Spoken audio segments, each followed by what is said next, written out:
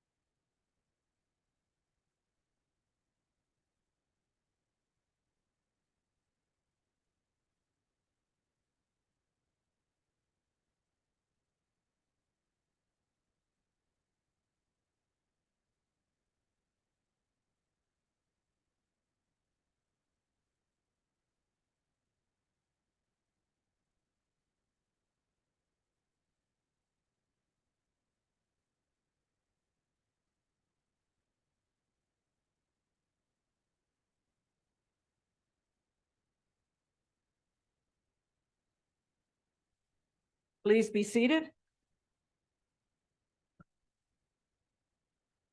I'll ask the clerk for the roll call. Mayor Sue Patterson, Present. Deputy Mayor Warren Dicker, Present. Councillor Harold Fleet, Present. Councillor Dave Hawking will be absent today. Councillor Carol Hudson, Present. Councillor Brandon Cable, Present.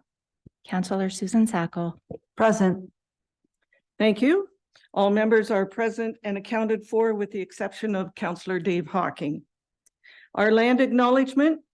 As we work toward reconciliation with Indigenous people, we begin our meeting today by respectfully acknowledging that we are situated on the traditional territory of the Anishinaabe Nation, the people of three fires known as Ojibwe, Odawa, and Potawatomi nations. And further give thanks to the Chippewas of Saugeen and the Chippewas of Nawash, now known as the Saugeen Ojibwe Nation, as the traditional keepers of this land. So welcome to our regular council meeting for Monday, November 20th, 2023. Good afternoon, council, staff, guests, the viewing public, and the media. Council, does anyone have a disclosure of pecuniary interest? Seeing none, if one should arise during the meeting, you may declare it then. Item 5 on the agenda is additions or deletions, and we do not have any. Item 6 is delegations, and we do not have any delegations this afternoon. 7, business arising from the minutes, and we do not have any business arising. So we'll move right into item 8, which is council and committee of the whole minutes. The first one, 8.1, is the regular council meeting minutes from October 16th, and I need a mover and a seconder to put those on the floor. Councillor Sackle and Councillor Hudson. You'll remember at that meeting we held a public meeting for official plan amendment OPA 6 and zoning bylaw amendment to incorporate a special exemption to permit a financial institution use along with reduced parking at 1074 10th Street. And we also had a delegation with representatives from Revera, the long-term care facility update, and the project has been paused at the present time. However, Revera confirmed their commitment to the development of the new care facility, which is good news. We also had our regular minutes and reports from staff and other stakeholders. So I'll ask if there's any questions with those minutes. Seeing none, I'll call the question. All in favor? That is carried. Item 8.2 is the committee of the whole meeting minutes from November the 6th. And I need a mover and seconder before I highlight those. Deputy Mayor and Councillor Cable. That evening, that afternoon, we had a delegation from the Hannahburn District Hospital Foundation. We had Mark Rogan, Dr. Tim Harima, and Dr. Dave Kuipers. They provided a very good overview of the foundation's physician retention and recruitment program. We also received an operational status update and direction about Launchpad. We reviewed our water and wastewater rates, which is also on the agenda again this afternoon. And we looked at user fees for 2024, which will be coming back in December. And we approved category 2 and 3 agreements with Saugeen Valley Conservation Authority. Any comments or questions? Councillor Hudson. Just one question, Your Worship. The Mark Rogan is the past chair. Can you tell me who the current chair of the Hospital Foundation is? Katrina Wilson. Okay. Thank you. All in favor of those minutes? That is carried. Item 9 is staff reports. And the first one, 9.1, is report DCS 1923. The subject is the 2024 water and wastewater rates. They have been revised. It's from Chris Walker, our Director of Corporate Services and Treasurer, along with Ron Cooper, our Director of Public Works. And I need a mover and seconder to put this on the floor. Councillor Cable and Councillor Sacco. Chris? Thank you, Your Worship. Council may remember at the November 6th Committee of the Whole meeting, we presented a report, and at that time there were further options that were proposed, and we were to bring them back to this meeting to show the impact. And those options that we're going to be looking at are option 3 and option 4. Option 3 was to increase the flat rate to 18.50 and consumption to $1.15 a cubic meter and keeping the wastewater at 135%. And the option 4 was to increase the flat rate to $16, consumption to be $1.15 per cubic meter. And again, the wastewater rate remain at 135%. So we previously noted in our report 17-23, all the 2023 budget. So the table 1 all the way to table 4 are a repeat of everything that was included in the previous report. So we're not going to go through that information today. So what we'll do is look at option 3 to increase the rate to $18.50 a month from $15 and keeping the flat wastewater rate to be 135% of that and the consumption to go up from $1.05 to $1.15. Our assumption is that the flat rates cover most of our capital, our reserves and reserve funds, and any long-term debt costs, and the consumption would cover most of the operations. So that's why the consumption rate was included to be increased higher, because we need more for the operations. And the capital and reserve funds needed a little bit more because the flat rates are guaranteed money and we have so much capital coming up. You'll remember we have at least 52 million just in growth related expenses. So what we can see is even with this assumption, I gave you previously what the 2024 assumption would be based on 3%. And I thought, you know, it'd be a lot easier if I could show you exactly comparing it to what 2023 was, because we don't know what 2024 is going to be, because our operations for water and wastewater go up and down depending on the maintenance that is required for each plant at a different set of time. So it was a little lower amount to compare it to. So if you go to table 6, which is on page 22 of your package, you'll notice that the consumption that we can get from this option number 3 would be 1,393,000, and a flat rate would get us 993,900. Based on what the 2023 budget was of 2.6, that total for this option 3 would still only be about 2.4.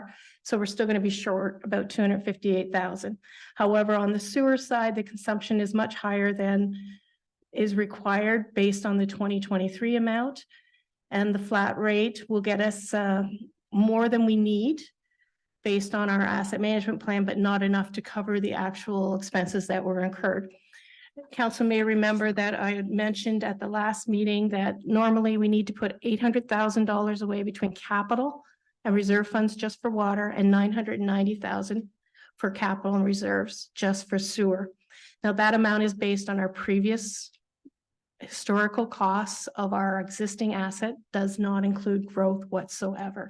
So that 52 million that we had talked about last time is not included in this amount that we need to put aside each month. Each month. Oh my God, can you imagine putting that away a month? Each year. So based on those options, there was also a question that was provided to us from Councillor Cable earlier. And he wanted to know if we use option 3 or option 4, is there actually any money going to future development?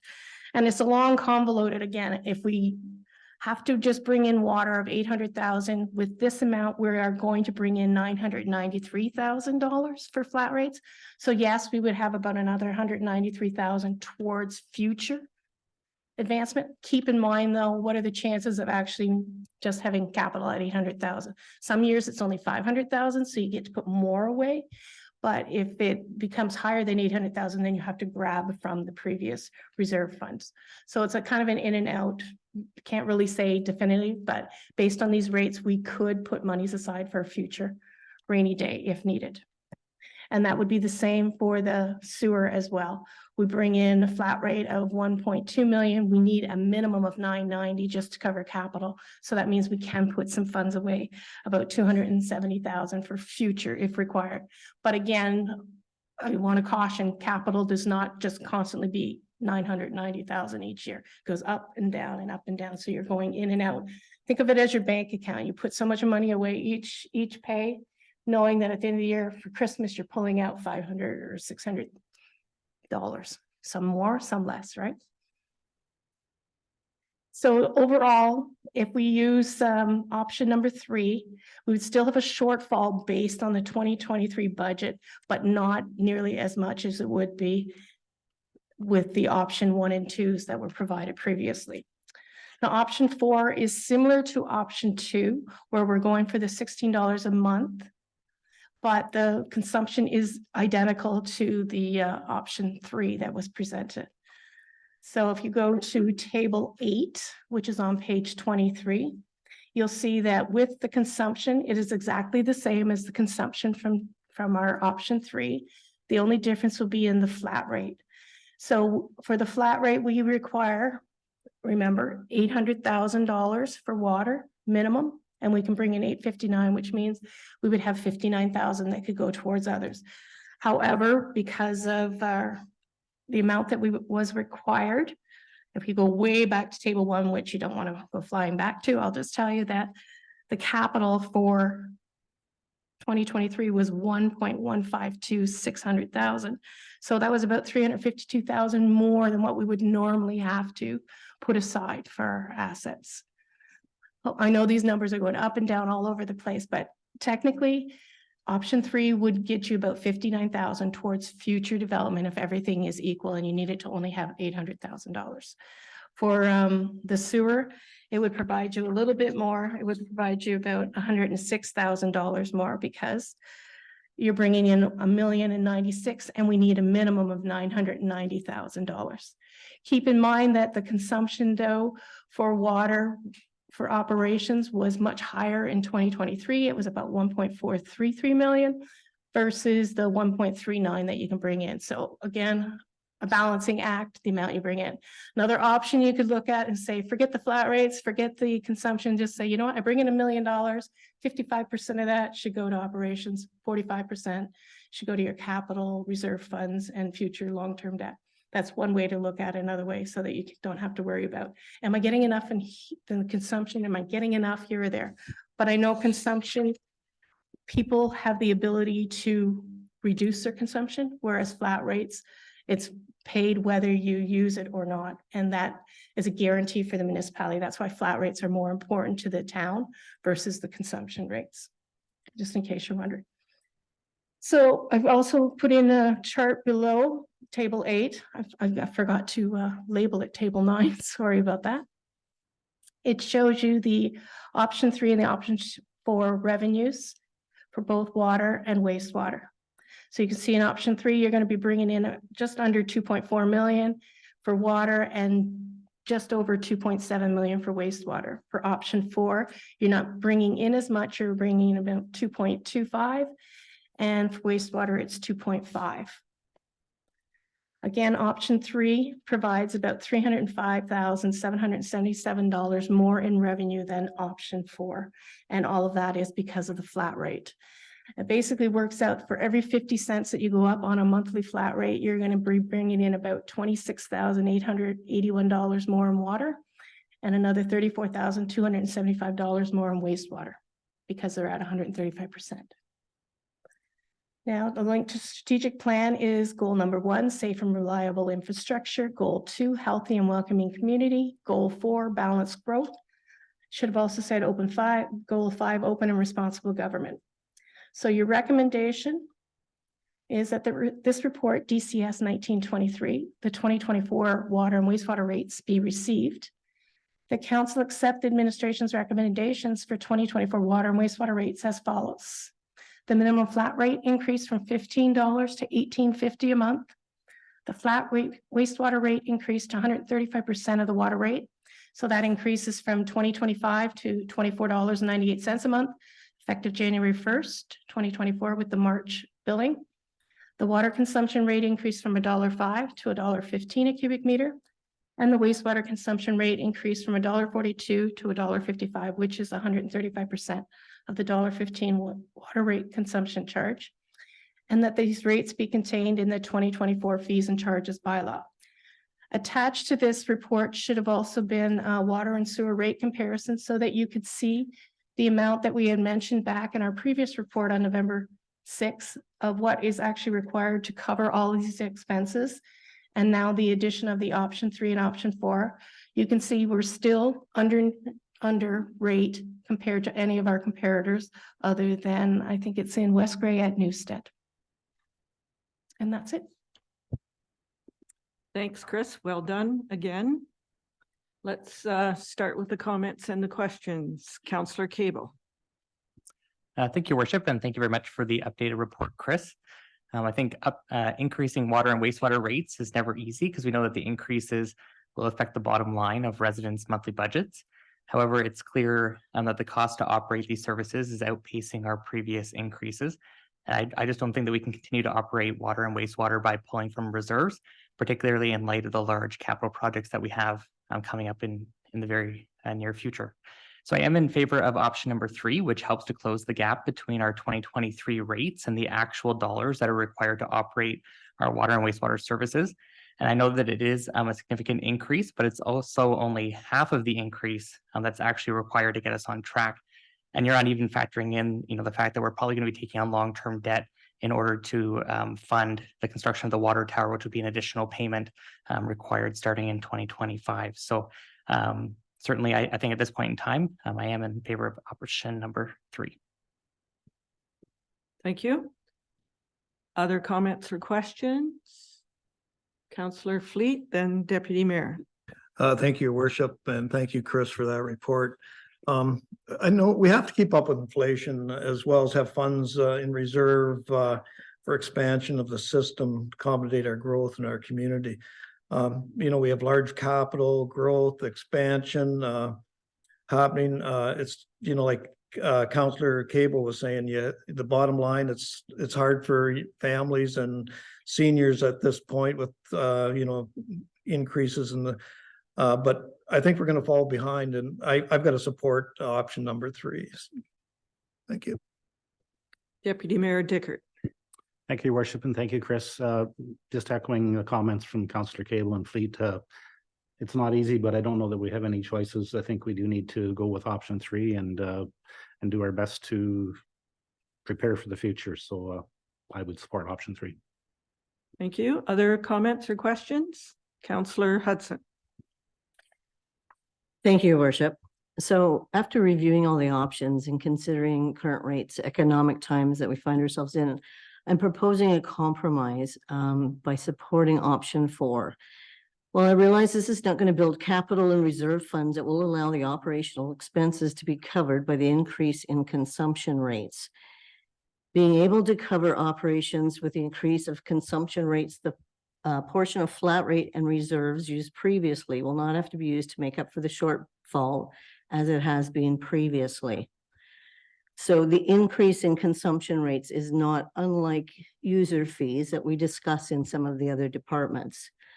Option 3 is an increase of $12.83 a month, $153.96 a year, as opposed to option 4, at $695 a month or $83.40 a year. So while these figures may seem irrelevant on their own, in our current economy, with interest rates, fuel, heat, hydro, phone, internet, and food all increasing rapidly, the stretching of the family budget to maintain quality of life has become problematic. All monthly increases could well add up to an extra $200 a month, which can be difficult for the fixed income of seniors, families, and single income homeowners.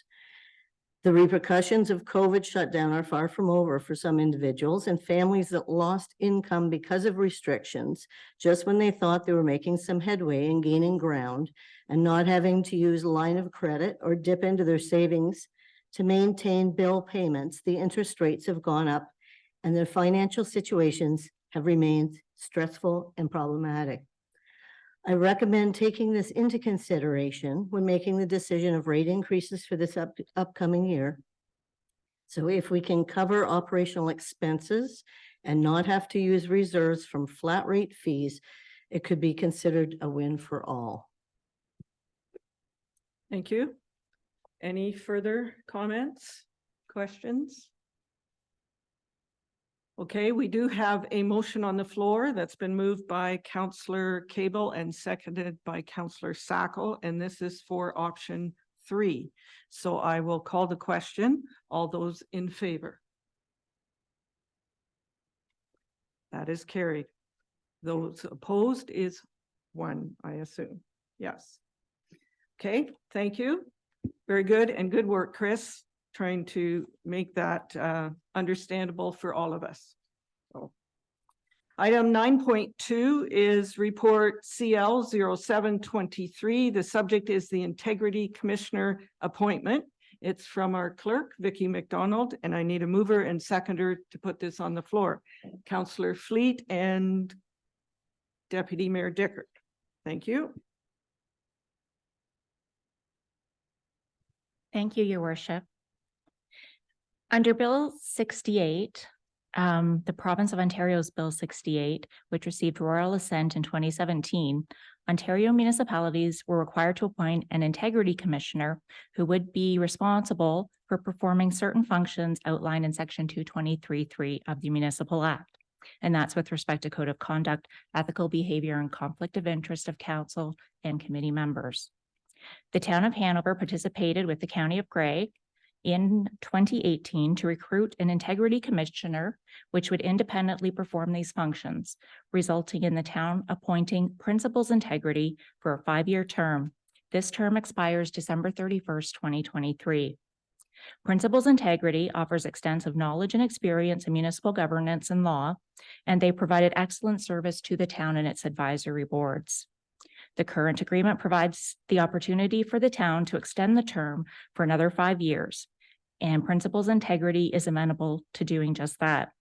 Extending the agreement maintains consistency with Grey County, as well as retaining quality and responsive integrity commissioner services.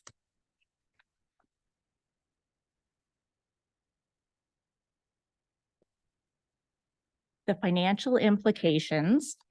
The annual retainer fee is $1,200 and there would be an increase of $200 per year. The hourly rate would increase from $230 to $275 for the performance of contract duties, and the mileage rate moves from 52 cents to 54 cents. Training could also be provided for a fee of $1,750 a day. Securing a 5-year agreement will guarantee these rates for the term of the contract. And on average, over the term of their contract, the average cost is $2,692 for the provision of these services. This meets the strategic plan objectives of open and responsible government And the motion is that report CL 0723 Integrity Commissioner appointment be received, that council approve the reappointment of Principals Integrity as the town's Integrity Commissioner for a 5-year term ending December 31st, 2028, and that the council of the town of Hanover authorize the mayor and clerk to enter into an agreement between Principals Integrity and the town of Hanover for Integrity Commissioner services. Thanks, Vicky. Are there any comments or questions for Vicky? Okay, I'll call the question. All in favor? That's carried. Thank you.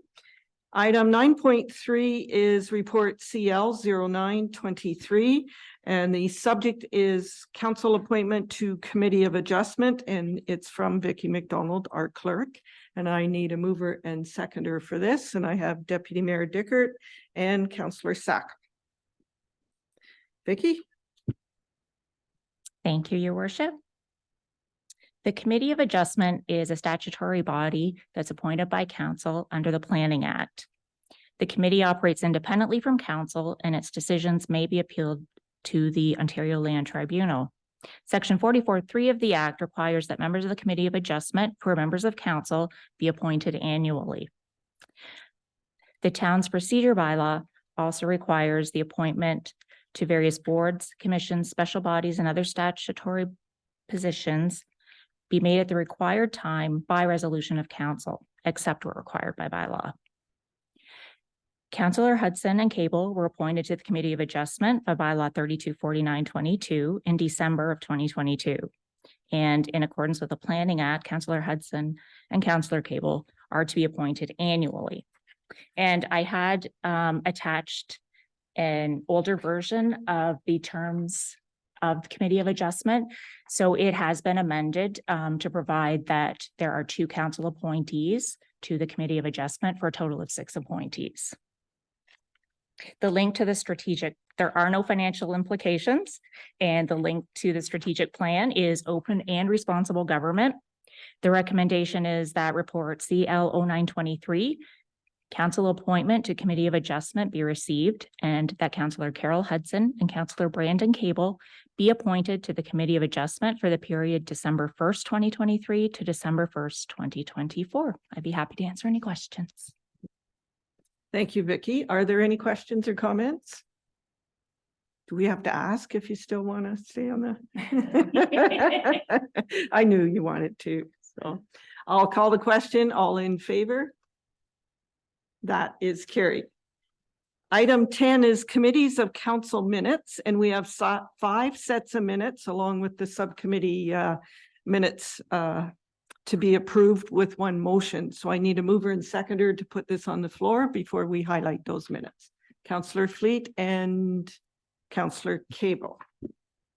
So the first one is item 10.1, and this is the Emergency Management Program Committee minutes, otherwise known as EMPC.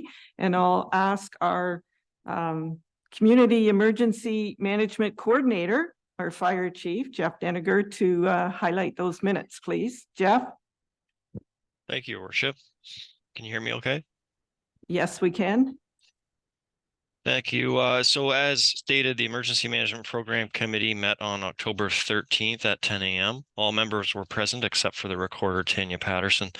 The activities of the meeting included a review of the Emergency Operations Center, the location, the layout, the equipment, and the procedures that we use, and these were all approved by the committee. The committee also reviewed and approved the Committee Emergency Management Coordinator, as well as the 2 alternates.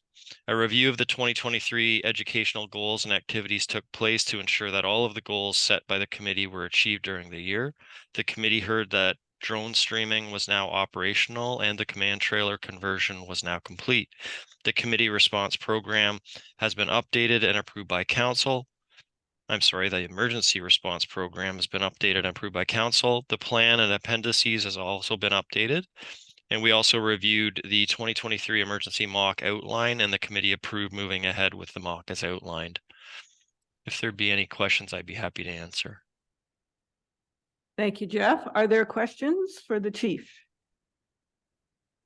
I don't see any, so we'll move on. Thank you. Item 10.2 is the Economic Tourism Cultural Development Advisory Committee minutes. Councillor Sacco, please. Thank you, Your Worship. On October the 18th, the committee met and April Marshall updated the committee about the CIP report to council and noted the approval to utilize reserve funds to continue to accept applications and grant funds. She also expressed that there was a positive response to the mayor's breakfast event. The committee went through a formation exercise for the strategic plan 2023 to 2027. By looking at the Town of Hanover strategic plan, the BRNE 2021 Town of Hanover Recovery Report, and Gray's Reset Economic Development, Tourism and Culture Master Plan, the committee was able to identify appropriate economic development goals from our own strategic plan. Thank you. And if there's questions, please raise your hand in case I miss you. Please continue with the Hanover Heritage Subcommittee minutes. Councillor Sacco. Thank you. On September the 21st, the Heritage Committee was approached by Jim Allen of Neustadt, whose father was George Luke Allen, and he worked as a former reporter for the Post for 40 years. The committee has been granted access to 2,800 negatives of the town, and these are currently being digitized. So the committee is thrilled to be able to receive these photos in the near future. As well, the P&H Center display from October to December will feature war memorabilia in honor of Remembrance Day events. And members also expressed an interest in additional display cases at the P&H Center. If there are any questions. Thank you. Are there questions? Seeing none, we'll move on. Item 10.3 is the Planning Advisory Committee minutes. Councillor Fleet. Thank you, Your Worship. Plan Advisory met on Tuesday, November 14th. I'll just go over some of the highlights. Local Official Plan number 4, LOPA 4, Town of Hanover Housekeeping, Secretary Treasurer updated the committee, stating the town is awaiting a quote from another party. Correspondence, we had a request for comments, C8 Implement Amendment, Corporation County of Bruce. And new business, zoning bylaw amendment update, and Z421 and 5.2 zoning bylaw amendment Z4-21 Committee members were informed by CAO Sherry Walden that the relevant application has been officially withdrawn. And that's all I have a report from planning. Thank you. Any comments or questions? No. Item 10.4 is the Age Friendly Advisory Committee minutes. Councillor Fleet.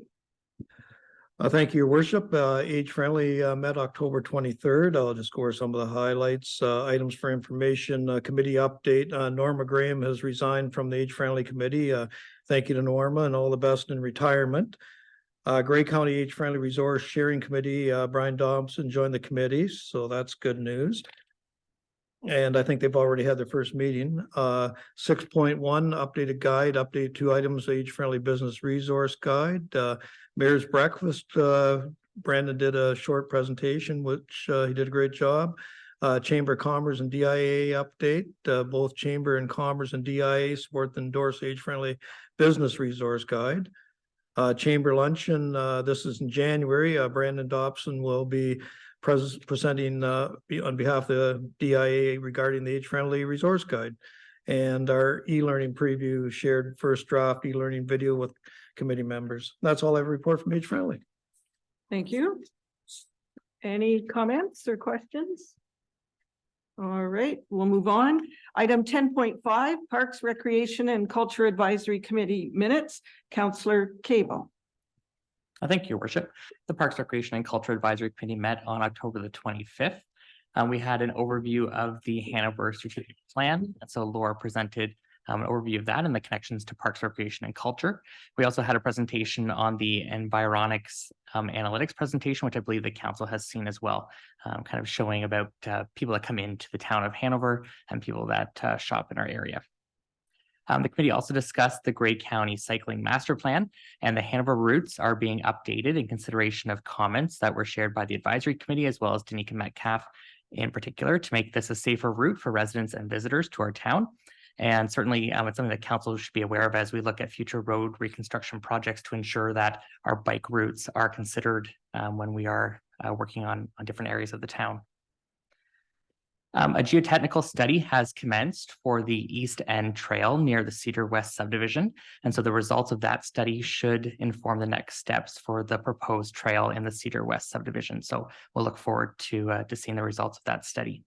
We also reviewed aquatic swim lesson statistics, and swimming lessons are doing very well, over 90% filled for the fall session. The last thing that I'll highlight is that there are 2 new programs that are coming to Parks, Recreation and Culture for the winter. So the department is introducing a 55+ gentle fitness class, and there's also going to be an introduction to hockey program, and both of those are starting in January. Any comments or questions for Parks and Recreation? All right, very good. Item 10.5.1 is the Splash Pad Development Ad Hoc Committee minutes. And our CAO Sherry is going to highlight those minutes. This committee is working to confirm their campaign material and as well as create their donor list. So they've done some brainstorming of potential donors to approach with respect to this exciting project for our community. So that is their focus of their work at this point in time. Thank you. And the last set is 10.5.2. This is the disc golf course redevelopment ad hoc committee minutes. Councillor Cable, I know you could highlight those, please? Sure. Thank you, Your Worship. So the disc golf course development ad hoc committee had its final meeting of the season on October the 10th. Staff have removed the baskets. So if you're down at the Hanover Park, you'll notice that those have been taken out. Just provides a way for them to be safely stored for the winter, and then they'll be reinstalled in May. Laura is looking at the cost for additional signage because one of the comments that was received was that we don't have short tees at the disc golf course. And so they're looking at adding those in for 2024. And then there was some roundtable discussion, and certainly committee members were thrilled to see the high success rate and the feedback that the course received in its inaugural year. I really should have brought some of the comments, but if you're ever on the UDisc app, there's some great comments that were received by players who've come to our course, and certainly, people, it's not just used by folks that live in the local area. It's been great to see the comments and the way that they appreciate that space being used, and how it's perhaps different than other disc golf courses that they've been to. So I think it's been a great addition to the Hanover Park. It's great to see a lot of people that have used it this year if you're just driving by, and we look forward to the success in 2024. Thank you, and good news. Okay, so that's the last set of minutes. We do have a mover and seconder, Councillor Fleet and Councillor Cable. So this motion is to receive the information and approve the recommendations contained in the minutes that were just highlighted. All in favor? That is carried. Very good. Item 11 is our bylaws. We have 3 of them, and I need a mover and seconder before I ask the clerk for the intent of the bylaws. Councillor Hudson and Councillor Sackle. So Vicky, if you could give the intent of those bylaws, please. I can. Prior to doing so, I'd just like to make a note that the agreement with Exceldor Foods has been slightly amended.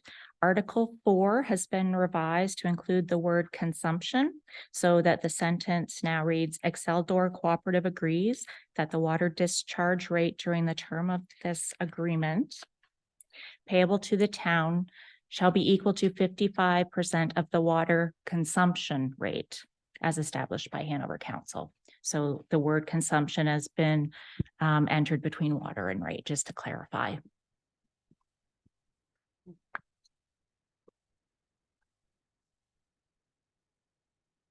The intent of bylaw 3284-23 is to confirm the proceedings of the October 16th, 2023 regular council meeting. Bylaw 3285-23 is to enter into an agreement with Exceldor Foods for wastewater. Sorry about that. And bylaw 3286-23 is with respect to the sale of lands in the industrial park. Thank you. So it's been moved by Councillor Hudson, seconded by Councillor Sackle, that bylaw numbers 3284-23 through to 3286-23 be introduced and that they be taken as read a first, second, and third time, finally passed, signed by the mayor and the clerk, sealed with the seal of the corporation, and inserted in the bylaw book. Before I call the question, is there any further questions or comments with regard to these bylaws? Seeing none, all in favor? That is carried. Item 12 is correspondence requiring action, and we do not have any this afternoon. Item 13 is reports and correspondence for information. There is one item, 13.1. This is the Grey County Council and Committee of the Whole highlights from the meeting on November 9th. And some of the highlights are the province has requested comments from municipalities on the proposed Bill 134, which is the Affordable Homes and Good Jobs Act from 2023. County staff updated council on the comments provided, and concerns include additional workload for municipal planning staff and impact on development charges on the revenue, which supports future growth. Council also approved an amendment to the Grey County official plan to allow for an on-farm diversified use on a farm in Southgate. And council continued with pre-budget discussions and provided staff with direction about service level adjustments, which will be included in the development of the 2024 budget. And the annual Rural Ontario Municipal Association Conference is approaching, and Grey County is submitting a number of requests to meet with provincial ministries to discuss important local issues such as funding for supportive housing services, long-term care construction, top-up funding, and continuance of funding for the Grey Transit route, and more. Any comments or questions? Okay, very good. Thank you. 14 is councillor and staff updates, and what I'm calling good news and celebrations. And if anyone has anything, you're more than welcome to share items that are not included in the minutes, but I will start with Councillor Cable, if you have any. Well, thank you, Your Worship. The only item I would highlight this month is the Saugeen Artists Guild, which has an exhibit at the former Max location across from the Paramount Theater. And they've done an excellent job setting that up. And I hear that they're going to be rotating the display throughout the season. So if you're looking for any holiday gifts, it would be a great spot to check out. And everything is certainly unique and one of a kind. And that's true. I was there. It is very unique, and some very talented people in the area. Creative. Anyone else? Councillor Sackle? Thank you, Your Worship. I have a good news story as well. I heard it recently about a young family who's moved to town within the last year, and they heard about the trick-or-treat trail that was occurring on the main street for Halloween. So they decided to take their 2 young children there. Well, they were amazed at what they saw, the organization, the generosity, the fact that the town was doing all of this. They're certainly glad that they decided to move to Hanover. Secondly, as a member of Operation Christmas Child, we've been very busy in the last week collecting shoeboxes, and I'm pleased to announce that we have received just over 6,000 shoeboxes in the past week. So we're pretty excited about that. And thirdly, I'd like to bring to the community's attention that Hanover Public Library Board has accepted the retirement notice of Agnes Rivers Moore, the chief librarian. She's been on staff for nearly 16 years, and there's going to be a small reception for her on December 9th from 11 to 3 at the library. Thank you. Thank you. Anyone else that wants to comment? Deputy Mayor Dickert, then Councillor Fleet. Thank you, Your Worship. Just wanted to thank Chief Denneker for the fine job he did on the mock emergency that we went through. It was quite an exercise. It's an eye opener, I guess, for us to see how much planning goes into one of those events, and just how well prepared the town actually is in the event that we would have a significant emergency. And it's comforting to know that we have such a great group of volunteers, great group of staff that are ready and willing at the call to respond to those things. And you know, thankful that we don't see a lot of them, but it's a good exercise to go through. Again, just wanted to congratulate Chief Denninger on a great job of setting that up, and let the residents of the town know that they're in good hands, because there is a lot of planning in place, and hopefully we never need it, but it's nice to know it's there for us. So thank you. Very good. Councillor Fleet. Thank you, Worship. I'd like to thank the Hanover Firefighters Association. They held a fundraiser at the Match Restaurant on November 5th. All proceeds were being donated to the oncology unit at the Owen Sound Hospital. There's waiting on tables, serving meals, cleaning off tables. They're just more than volunteers or firefighters, and it was to a great cause. So thank you to the Hanover Firefighter Association. I'd also like to thank the Hanover Legion for the Remembrance Day service and the great lunch they presented. It was a great day, and thank you to the Hanover Legion. And number 3, December 2nd, Linda Fiddler, Christmas market needs volunteers. We meet at Heritage Square at 10 a.m. So thank you. Very good. I was also going to recognize the Hanover Legion for the wonderful work they do for remembrance.